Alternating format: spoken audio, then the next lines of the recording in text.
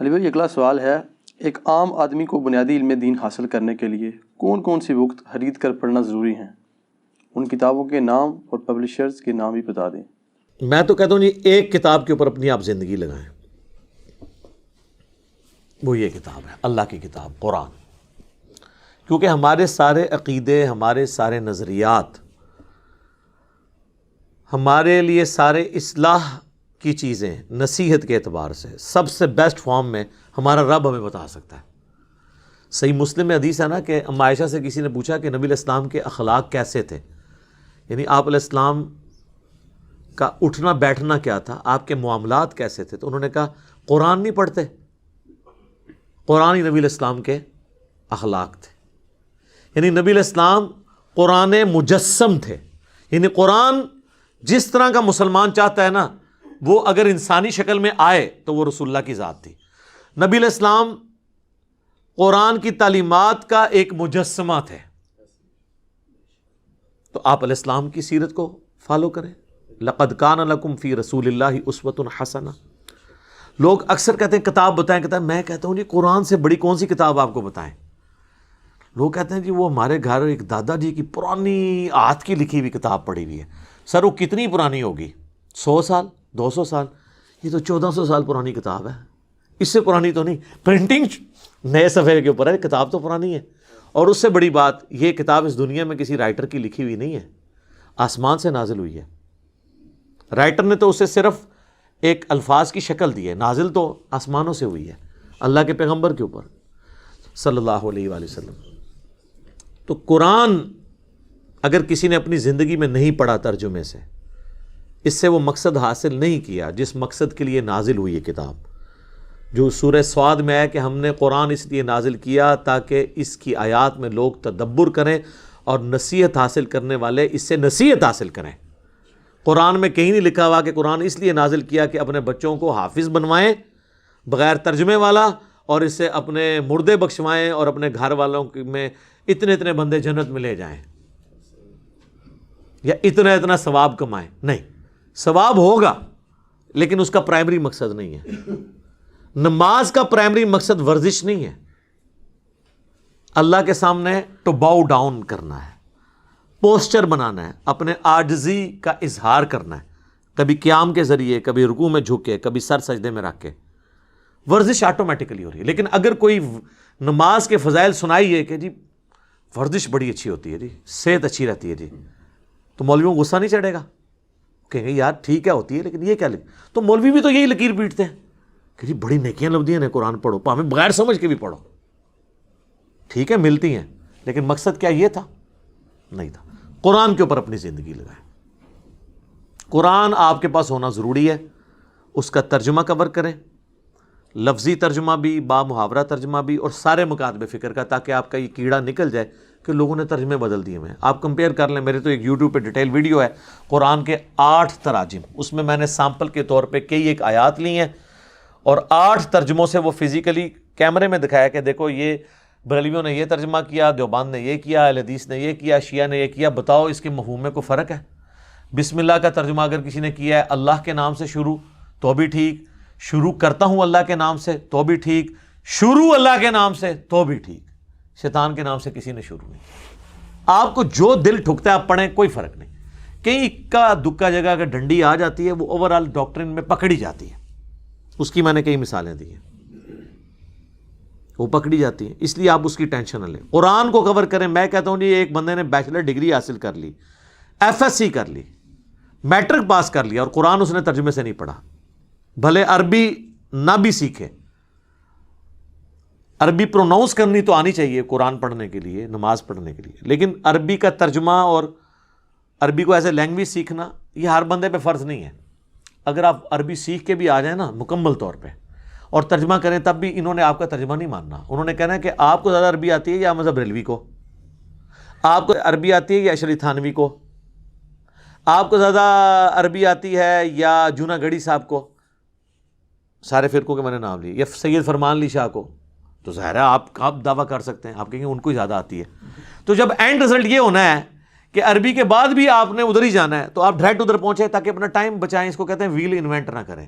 عربی ضرور سیکھیں، اس لیے کہ آپ تراویح میں قرآن سنیں یا قرآن کی جب آیات سنیں تو آپ کو ایک لطف آئے، باقی اس سے زیادہ کچھ نہیں اس میں سے نکلنا ہے۔ میں آپ کو بتا دوں، یہ مولوی کہتے ہیں نا میرے سامنے آپ عربی کتاب لے کے ہیں جی اس میں پڑھنا ہے، عربی کتاب میں بخاری لے بھی جاؤں تم اس میں ڈنڈی مارو تو میں تمہارے روحانی ابا جی تمہارے استادوں کے استاد کا ترجمہ تمہیں بتاؤں کہ یہ لکھا ہے، تم یہ کیوں 2 نمبری کر رہے ہو، تو اس کا عربی سے اردو کا ترجمہ مانا جائے گا، یہ تیرا مانا جائے گا بھائی، وہ بھی نہیں جرت کرے گا، کوئی بریلوی جرت نہیں کرے گا کہ میں احمد بریلوی سے بہتر قرآن کا ترجمہ کر سکتا ہوں۔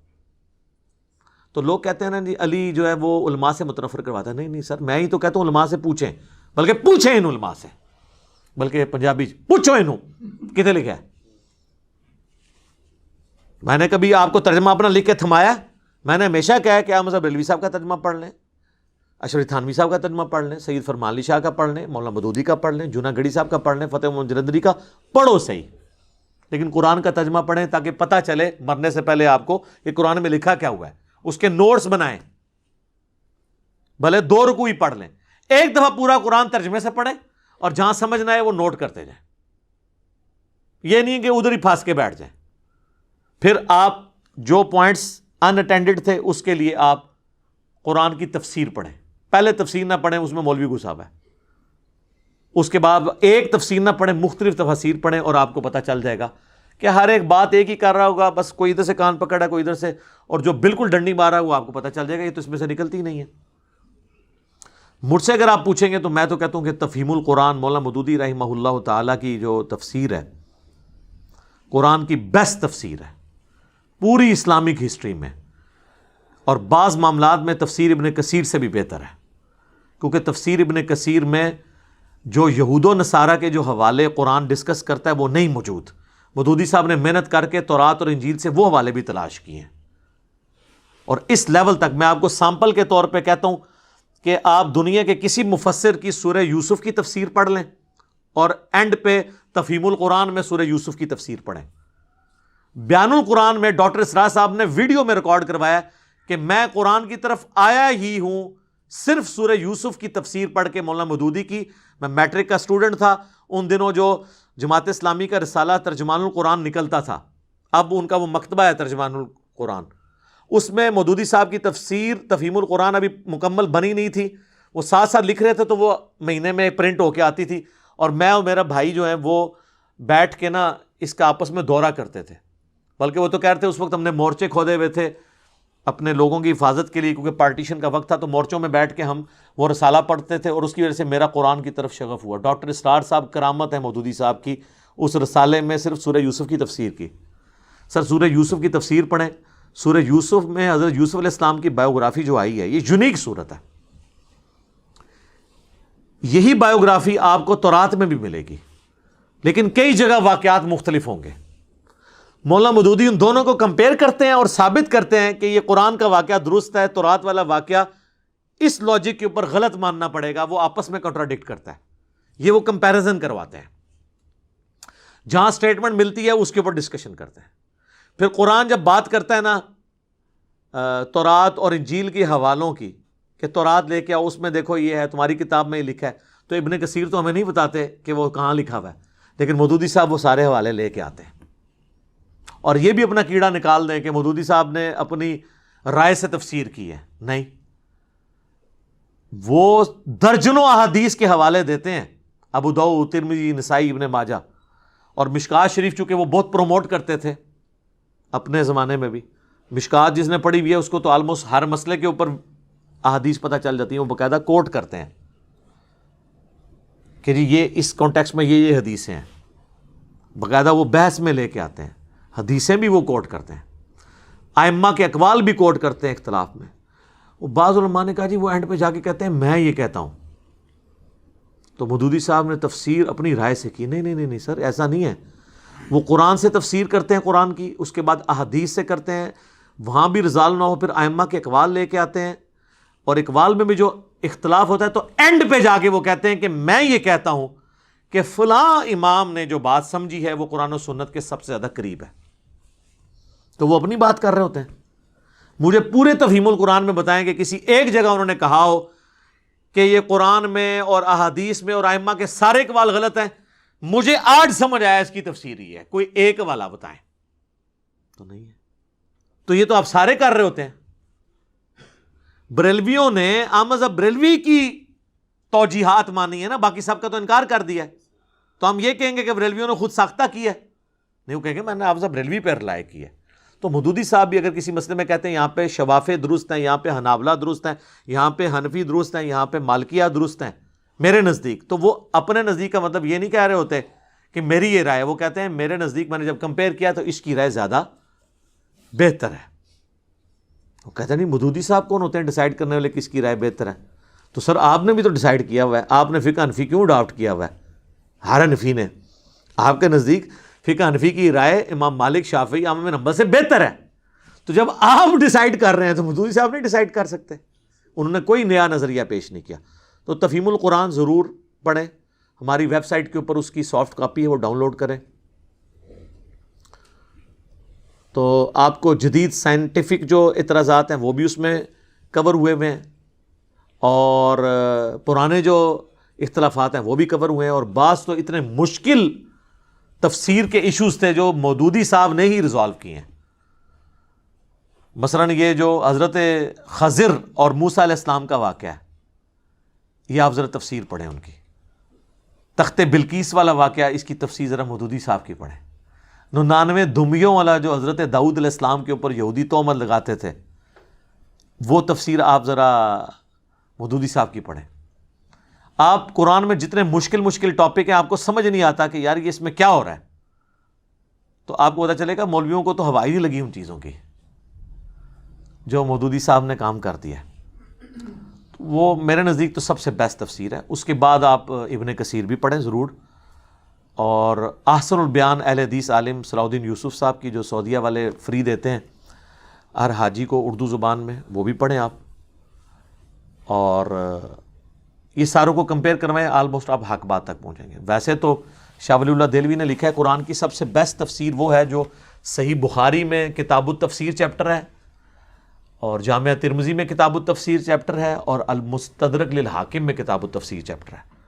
لیکن وہ تو صرف شان نزول کی چند آیات کو کور کرتا ہے، اور ہر آیت کا شان نزول ہوتا بھی نہیں ہے. ضروری نہیں کہ ہر آیت کا شان نزول ہوگا، اور شان نزول سے قرآن کی آیت میں فرق بھی نہیں پڑتا، اینڈ رزلٹ وہی رہنا ہے. ٹریفک سگنل گرین اور ریڈ کلر کیوں رکھے گئے؟ خون کی وجہ سے اور گرینری کی وجہ سے یا کسی اور وجہ سے؟ اس سے کوئی یہ فرق نہیں پڑتا کہ گرین پہ آپ نے چلنا تھا تو آپ رک جائیں گے، اور ریڈ پہ آپ نے رکنا تھا تو چل پڑیں گے. یہ لوگ سمجھتے ہیں تفسیر سے کوئی الٹ رزلٹ نکل آئے گا. نہیں، تفسیر سے کوئی الٹ رزلٹ نہیں نکلے گا، وہی نکلے گا. شان نزول سے وہی نکلے گا. رہا کانٹیکسٹ، وہ قرآن کے اندر موجود ہوتا ہے. اس پہ میری مسئلہ 154 آپ دیکھ لیں، میں نے ڈیٹیل سے اس کو ڈسکس کیا. تو قرآن کی آپ تفسیر مختلف پڑھیں، آپ رزلٹ تک پہنچ جائیں گے. اور قرآن کا بنیادی مقصد تذکیر ہے، نصیحت حاصل کرنا. تذکیر کے اعتبار سے دنیا کی سب سے آسان کتاب قرآن ہے. کیوں؟ ہدایت اور آخرت کی کامیابی ہر انسان کی بنیادی ضرورت ہے. یہ تو ہو ہی نہیں سکتا کہ قرآن ایک پڑھے لکھے کو سمجھ آئے، ان پڑھ کو سمجھ نہ آئے. اب رہ گئی سائنٹیفک ایشوز، فلسفیانہ باتیں، تو وہ تو علماء کو بھی نہیں آتی، تو کیا ہم ان کو جاہل کہیں؟ تو وہ ہر بندے کی ضرورت نہیں ہے. عام بندے کی ضرورت اس سے نصیحت حاصل کرنا ہے.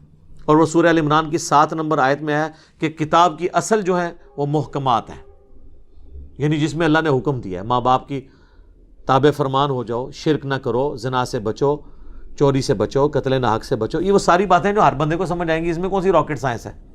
رہ گئی متشابہات، تو وہ تو بحث سے چلتی آ رہی ہیں. استواء العرش کا بس بنیادی عقیدہ اللہ اپنے عرش پہ جیسا اس کی شان کے لائق ہے، وہ ہماری رگے جہاں سے ہمارے قریب ہے. نحن اقرب الیہ من حبل الورید، جیسا اس کی شان کے لائق ہے. اس کی تفصیلات میں ہم نے پڑھنا ہی نہیں. کیوں؟